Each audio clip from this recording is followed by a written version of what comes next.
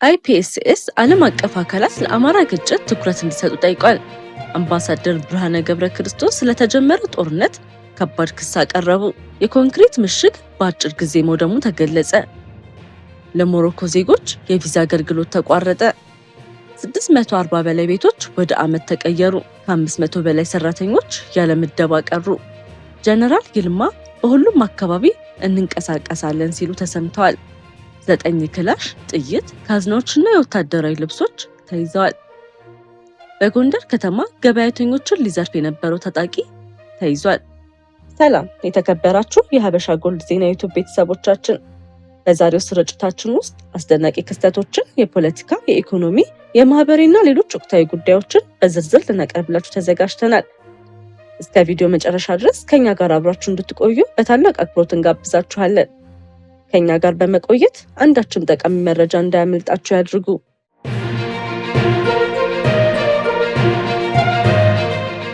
ወደ ዝርዝር መረጃዎቻችን እናልፋለን።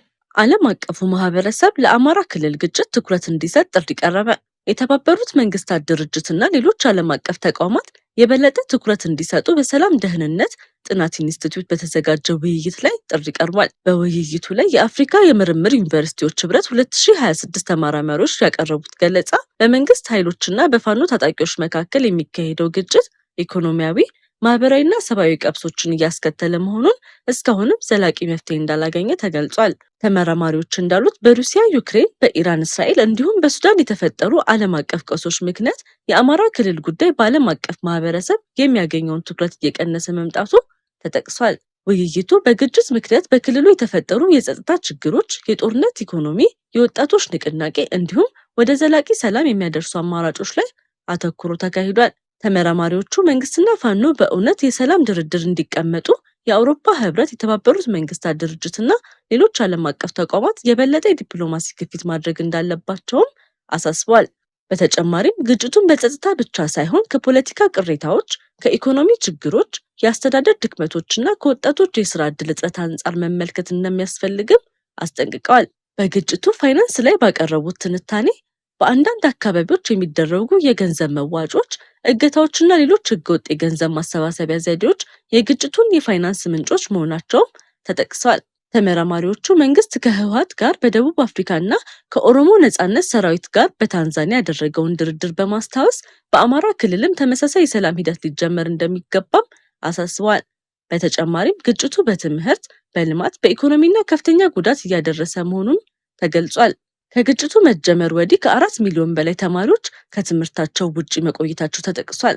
በመጨረሻም ዘላቂ ሰላም ለማምጣት መዋቅራዊ ቅሬታዎች የሚፈቱ፣ የህዝብን ኑሮ የሚያሻሽሉና ከአጭር ጊዜ ስምምነቶች በላይ የሚሄዱ የሰላም ጥረቶች እንዲጠናከሩ ተመራማሪዎች ጥሪ አቅርበዋል። በቀጣይ ዜናችን አምባሳደር ብርሃነ ክርስቶስ የተጀመረው ጦርነት ከተጠያቂነት ለማምለጥ የተወሰደ እርምጃ ነው አሉ። የጠቅላይ ሚኒስትር አብይ አህመድ አገዛዝ ለረጅም ጊዜ ሲያካሂድ የቆየውን ወታደራዊ ዝግጅት፣ ትንኮሳና የድሮን ጥቃቶችን ተከትሎ ትናንትና ሐምሌ 25 ቀን 2018 ዓመተ ምህረት በምዕራብ ትግራይ በኩል ሸረሪና አቅጣጫ ግልጽ ጦርነት መክፈቱ ይታወቃል። በጉዳዩም ላይ ከትግራይ ቴሌቪዥን በዛዕባ ሎሚ ፕሮግራም ጋር ቃለመጠይቅ ያደረጉት አምባሳደር ብርሃነ ገብረ ክርስቶስ የጠቅላይ ሚኒስትሩ አብይ አህመድ አገዛዝ በግልጽ የጀመረው ጦርነት የጄኖሳይድ ፕሮጀክቱን ለማጠናቀቅና ከተጠያቂነት ለማምለጥ ያለውን የማይሳካ ፍላጎት የሚያንጸባርቅ መሆኑንም ተናግረዋል። የትግራይ ህዝብን ከምድረ ገጽ ለማጥፋት የፕሪቶሪያው ስምምነትን በመጣስና መሰረታዊ ሸቀጦችን በመከልከል በትግራይ ህዝብ ላይ ድምጽ የሌለውን የጄኖሳይድ አፈጻጸም መቀየሱን ያስታወሱት አምባሳደሩ አያይዘውም 80 በመቶ የሚሆነው የጄኖሳይደሩ ወታደራዊ ኃይል ወደ ደቡብ ትግራይ ተጠግቶ የነበረ ሲሆን ዓላማውን በትግራይ ህዝብ ዳግም ጄኖሳይድን ለመፈጸምና እንደ ህዝብ ከምድረ ገጽ የማጥፋት ተግባራዊ ማከናወን እንደነበረም ገልጸው ሆኖም ይህ እቅድ ሳይሳካ መቅረቱንና እቅዱ ከሽፎበታል ሲሉም አክሏል። እንደ አምባሳደር ብርሃነ ገለጻ አሁን የተጀመረው ግልጽ ጦርነት በኢትዮጵያ ብቻ ሳይወሰን በቀጠናውና በመላው አፍሪካ የጸጥታ ሁኔታ ላይ ከባድ ቀውስ ሊያስከትል እንደሚችልም አስጠንቅቀዋል። በመሆኑም ዓለም አቀፉ ማህበረሰብ ሁኔታውን በአስቸኳይ በመገምገም ጦርነቱ እንዲቆም ተገቢውን እርምጃ ሊወስድ እንደሚገባም አሳስበዋል። በተጨማሪም አምባሳደር ብርሃነ ከሽሽት አብይ አህመድ ያስደነገጠው በውስጥና በውጭ የተጀመረው የመተባበር ጥምረትና የጋራ ትግል ትብብር ወቅቱን የጠበቀ ትክክለኛና አማራጭ የሌለው ከፍተኛ አስፈላጊነት ያለው መሆኑንም ገልጸዋል። በመጨረሻም በአሁኑ ወቅት የተፈጠረውን የህልውና አደጋ ለመመከት አቅምና ችሎታ ያለው ሁሉ በትግሉ መሳተፍና ህልውናውን ማረጋገጥ እንደሚገባው ጥሪ አቅርበዋል። የአብይ አህመድ ጄኖሳይዳዊ አገዛዝ የወጠነው ጦርነት እንደማንኛውም በዓለማችን የሚታይ የጄኖሳይደር ወንጀለኛ መሪዎች ከተጠያቂነት ለማምለጥና ወንጀሉን በተበዳዮች ላይ ለመጫን በናይጄሪያው የቢያፍራ ታጋዮች ዘንድ በኢግቦ ህዝብን እንደ ወንጀለኛ የቆጠሩበትን አካሄድ ለመድገም በምክክር ኮሚሽን መክፈቻ ላይ የኦሉሴጉን ኦባሳንጆ ልምድ እንደወሰዱ መናገራቸው ይታወቃል። በቀጣይ ዜናችን በ9 ደቂቃ የፈረሰው የ5 ዓመት ምሽግ ለግብጽ ተላላኪ የሆኑ ኃይሎች ለተከታታይ 5 ዓመታት ሲመኩበት የነበረውና የአርሚ 7 1513 ዋነኛ ማዕከል የሆነውን የሸሪና ኮንክሪት ምሽግ በአጭር ጊዜ ውስጥ ታሪክ ሆኗል። ከሰማይ ሲወድቅ በማይታይ መሬትን ሰንጥቆ በመግባት አስፈሪ ቃጠሎና የርዕደ መሬት ያህል ንዝረት የሚፈጥረው ዘመናዊ ቦምብ ምሽጉ በ9 ደቂቃ ውስጥ ብቻ ከጥቅም ውጪ ሆኗል። በዚህ አይቀሬ እርምጃ የሱዳን ወታደሮችን ጨምሮ በርካታ የአርሚ 7 አባላት ያሰቡትን ሳያሳኩ ቀርቷል። ይህ የተወሰደው እርምጃ ትንኮሳ ለከፈቱት ኃይሎች ግልጽ መልእክት አለው። የፈረሱትን ጊዜያዊ አስተዳደር በአስቸኳይ መመለስና የፕሪቶሪያውን የሰላም ስምምነት ማክበር በቀቢጸ ተስፋ የጥፋት መንገዳቸውን የሚቀጥሉ ከሆነ ግን ቀጣዩ ማረፊያ እና የመጨረሻ የፍጻሜ መድረክ መቀለ እንደሚሆንም የተረጋገጠ ነው። በቀጣይ ዜናችን የአፍሪካ ህብረት አባል ሀገራት ለተቃረበው 2026-27 የኤሊኖ የአየር ንብረት ክትትል አስቀድሞ ዝግጅታቸውን እንዲያጠናክሩ ጥሪ ቀረበ። ህብረቱ እንዳሳሰበው ከሆነ ኤልኒኞ በአህጉሪቱ ላይ ከባድ ድርቅ፣ የጎርፍ መጥለቅለቅ፣ የምግብ ዋስትና ማጣትና ከፍተኛ የኢኮኖሚ ጉዳቶችን ሊያስከትል ይችላል ተብሏል። ሊደርስ የሚችለው ውድመትን ለመቀነስና ህዝቦችን ከጉዳት ለመጠበቅ አባል ሀገራት አሁኑኑ አስፈላጊውን ቅድመ ዝግጅት እንዲያደርጉ የአፍሪካ ህብረት ጥሪውን አስተላልፏል። በቀጣይ ዜናችን ታይዋን ለሞሮኮ ዜጎች የምትሰጠውን የቪዛ አገልግሎት ማቋረጧን አስታወቀች። የታይዋን የውጭ ጉዳይ ሚኒስቴር ውሳኔው ሞሮኮ ለታይዋን ዜጎች የመግቢያ ፈቃድ አገልግሎት በማቋረጧ የተወሰደ ምላሽ መሆኑንም ገልጿል። የጉዳዩ መነሻ ሞሮኮ የቤጂንግን አንድ ቻይና ፖሊሲ መደገፏ ሲሆን ይህም በታይዋን ላይ ያላትን የጉዞና የንግድ ግንኙነት ላይ ጫና እንዲፈጥር አድርጓል። የቪዛ እገዳው በሁለቱ ሀገራት ዜጎች እንቅስቃሴ፣ በንግድ ልውውጥና በዲፕሎማሲያዊ ግንኙነቶች ላይ ተጽዕኖ ሊያሳድር እንደሚችልም ተጠቁሟል። በቀጣይ አሰቃቂ የሰደድ እሳት በአሜሪካ ተከሰተ። ከ640 በላይ ቤቶች ወደ አመድነት ተቀየሩ ተባለ። በአሜሪካ ዋሽንግተን ግዛት ስፖካን ከተማ የተነሳ ኃይለኛ የሰደድ እሳት ከ640 በላይ መኖሪያ ቤቶችንና ህንፃዎችን አውድሟል። እሳቱ በከፍተኛ ድርቅና በሰዓት 72 ኪሎ ሜትር በሚደርስ ኃይለኛ ነፋስ በመታገዝ በፍጥነት መስፋፋቱ ተገልጿል። እስካሁን ከ5000 ሄክታር በላይ መሬት መቃጠሉም ተነግሯል። በአደጋው ምክንያት በሺዎች የሚቆጠሩ ነዋሪዎች ከቀያቸው እንዲለቁ ሲደረግ የስፖካን ከንቲባ ሊዛ ብራውንም አስቸኳይ ጊዜ አዋጅ አውጀዋል። የአሜሪካ ብሔራዊ ዘብ በአካባቢው ተሰማርቶ ለተፈናቃዮች ድጋፍ እያደረገ ሲሆን የስፖካን ኮንቬንሽን ሴንተር ለተፈናቀሉ ጊዜያዊ መጠለያ ሆኗል። እስካሁን የሰው ህይወት መጥፋት በይፋ ባይረጋገጥም የፍለጋና የማዳን ስራዎች ቀጥሏል። ኃይለኛው ንፋስ እሳቱን ለመቆጣጠር የሚደረገውን ርብርብ እያስቸገረ መሆኑንም ተገልጿል። በቀጣይም የአዲስ አበባ ዩኒቨርሲቲ የራስ ገዝነት ስርዓቱን ለማስፈጸም ባደረገው የመዋቅር ማሻሻያ ከ500 በላይ አስተዳደራዊ ሰራተኞችና 50 መምህራን አዲስ ምደባ ሳያገኙ መቅረታቸው ተገለጸ። የዩኒቨርሲቲው ፕሬዝዳንት ዶክተር ሳሙኤል ክፍሌ ሰራተኞቹ እንዳልተባረሩ ገልጸው ሂደቱ በጡረታ በካሳና በሌሎች የዩኒቨርሲቲ አማራጮች እቅዶች እንዲስተናገዱ የተደረገ መሆኑንም ጠቁመዋል። በተካሄደው የምደባ ሂደት የአስተዳደር ሰራተኞች በፈተና ውጤት፣ መምህራን ደግሞ በሙያ ዝግጅትና ትምህርታዊ አግባብነት መሰረት መታየታቸው ተገልጿል። ይህ እርምጃ በ46 የመንግስት ዩኒቨርሲቲዎች መካከል አዲስ አበባ ዩኒቨርሲቲ እንደመጀመሪያው የራስ ገዝ አሰራር ሞዴል መሆኑን ትኩረት ሰጥቷል። በቀጣይም እንደ ጅማ፣ መቀሌ፣ ባህር ዳርና ጎንደር ያሉ ዩኒቨርሲቲዎችም ተመሳሳይ የሪፎርም ሂደት ሊያካሂዱ እንደሚችሉ ተጠቁሟል። አየር ኃይላችን ከነገ ጀምሮ በሁሉም አካባቢዎች ይንቀሳቀሳል ሲሉ ጀነራል ይልማ መርዳሳ ተናግረዋል። የኢትዮጵያ አየር ኃይል አዛዥ ሌተናል ጀነራል ይልማ መርዳሳ የአየር ኃይሉ በተለያዩ አካባቢዎች በተሟላ ዝግጁነት እንደሚንቀሳቀስ መግለጻቸው ተነግሯል። ጀነራል ይልማ በተለያዩ ንግግሮቻቸው አየር ኃይሉ የሀገሪቱን የአየር ግዛት ለመጠበቅ የመከላከያ ተልዕኮችን ለመደገፍና ዘመናዊ የአየር ኃይል አቅምን ለመገንባት እየሰራ መሆኑንም አስታውቀዋል። አየር ኃይሉ በሀገሪቱ የተለያዩ አቅጣጫዎች ላይ ለሚከናወኑ ተልዕኮች ዝግጁ መሆኑ ተጠቁሟል።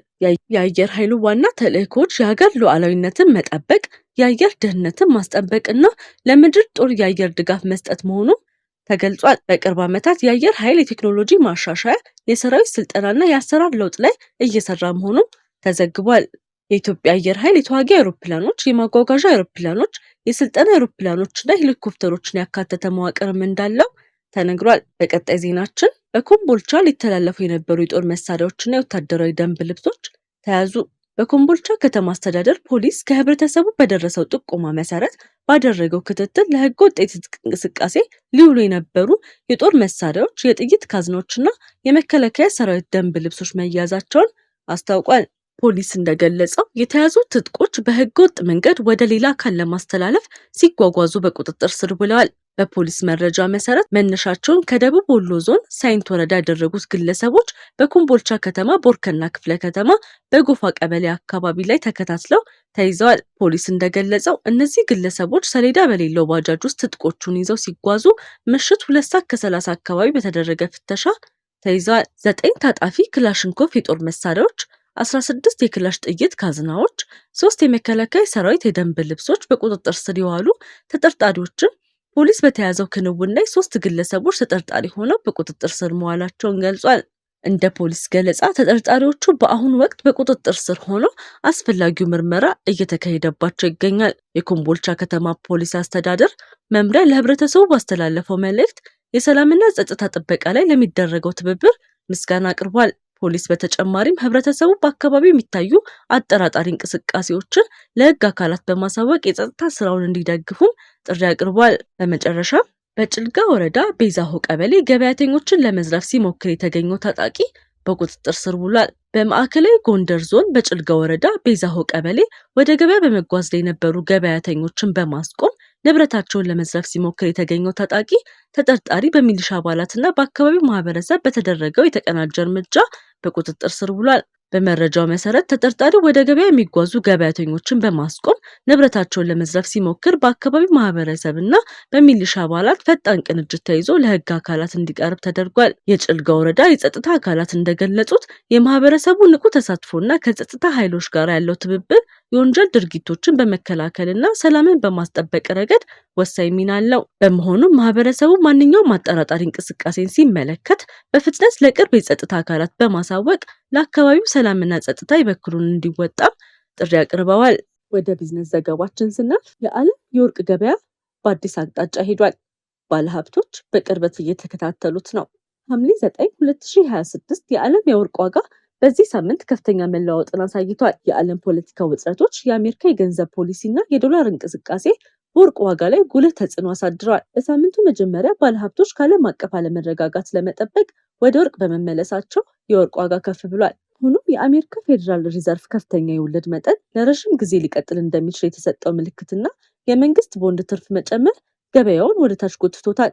የወርቅ ዋጋን ከፍ ያደረጉ ምክንያቶች በመካከለኛው ምስራቅ የተባባሰ የፖለቲካ ውጥረት፣ የአሜሪካ ዶላር መዳከም፣ ባለሀብቶች ወደ ደህንነት የሚጠበቅ ንብረት መሸሻቸው፣ የማዕከላዊ ባንክ ቀጣይ የወርቅ ግዢ ናቸው። የወርቅ ዋጋን ዝቅ ያደረጉ ምክንያቶችን ስንመለከት ከፍተኛ የወለድ መጠን ይቀጥላል የሚለው ግምት፣ የመንግስት ቦንድ ትርፍ መጨመር፣ ባለሀብቶች ያገኙትን ትርፍ ለማስጠበቅ የፈጸሙት ሽያጭ ናቸው። የዛሬውን የገበያ ሁኔታ ስንመለከት በዓለም ገበያ የ21 ካራት ወርቅ ዋጋ በ1 ግራም 131 የአሜሪካ ዶላር ከ78 ሳንቲም ደርሷል። የገበያ ተንታኞች በቀጣዮቹ ሳምንታት የፌዴራል ሪዘርቭ ውሳኔዎች፣ የዶላር እንቅስቃሴና የዓለም ፖለቲካ ሁኔታ የወርቅን ዋጋን የሚወስኑ ዋና ምክንያቶች እንደሚሆኑ ይገልጻሉ። የዛሬው የዜናችን ስፖንሰር ሀበሻ ጎልድ ነው። ወርቅ ጥራት ነው፣ ጥራት ደግሞ እምነት ነው። እውነተኛ ንጹህና ከፍተኛ ጥራት ያለው 21 ካራት ወርቅ ጌጣጌጥ ከፈለጉ ሀበሻ ጎልድ ትክክለኛ ምርጫው ነው። በኒውዮርክ የሚገኘው ሀበሻ ጎልድ በእጅ የተሰሩ ከፍተኛ ጥራት ያላቸው 21 ካራት የወርቅ ጌጣጌጦችን ለሰርግ፣ ለስጦታ፣ ለቤተሰብና ለዕለታዊ አጠቃቀም ያቀርባል። ተመጣጣኝ ዋጋ፣ የተረጋገጠ ጥራት፣ ፈጣን አገልግሎት፣ የደንበኞች እምነት። ዛሬውኑ ከታች ባስቀመጥንላችሁ ስልክ ይደውሉ ወይም በዋትሳፕ ያነጋግሩን። ሀበሻ ጎልድ፣ የሚታመን ጥራት፣ ዘላቂ ውበት። የተወደዳችሁ የሀበሻ ጎልድ ዜና ዩቲዩብ ቤተሰቦቻችን ለዛሬ ያዘጋጀናቸው ትኩስ አስፈላጊና ሰበር መረጃዎቻችን እስከዚህ ድረስ ነበሩ። ጊዜያችሁን ሰጥታችሁ ከኛ ጋር ስለነበራችሁ ከልብ እናመሰግናለን። ሁልጊዜ ፈጣን፣ ትክክለኛ፣ የተረጋገጠና ሚዛናዊ ዜና እንዲደርሳችሁ በየቀኑ በትጋት እየሰራ እንገኛለን። በኢትዮጵያና በዓለም ዙሪያ የሚከሰቱ ወቅታዊ ክስተቶችን፣ የፖለቲካ፣ የኢኮኖሚ፣ የማህበራዊና ሌሎች ወቅታዊ ጉዳዮችን በፍጥነትና በአስተማማኝ ሁኔታ ለእናንተ ለማድረስ ቁርጠኞች ነን። ከኛ ጋር ገና ካልተቀላቀላችሁ የሀበሻ ጎልድ ዜና ዩቲዩብ ቻናልን ሰብስክራይብ በማድረግ ቤተሰባችን ይሁኑ። እንዲሁም የደወል ምልክቱን በመንካት ማንኛውም አዲስ ዜናና ሰበር መረጃ በታተመ ቅጽበት እንዲደርሳችሁ ያድርጉ። ቪዲዮን ላይክ በማድረግ አስተያየታችሁን በመጻፍና ለወዳጆቻችሁ በማጋራት የምታደርጉልን ድጋፍ ለእኛ ትልቅ ብርታት አለው። ስለምትከታተሉንና ስለምትተማመኑብን ከልብ እናመሰግናለን። ሀበሻ ጎልድ ዜና፣ ፈጣን፣ ተአማኒና የተረጋገጠ መረጃ የሚገኝበት አድራሻ። እስከምንገናኝ ድረስ ሰላምና ጤና ከእናንተ ጋር ይሁን።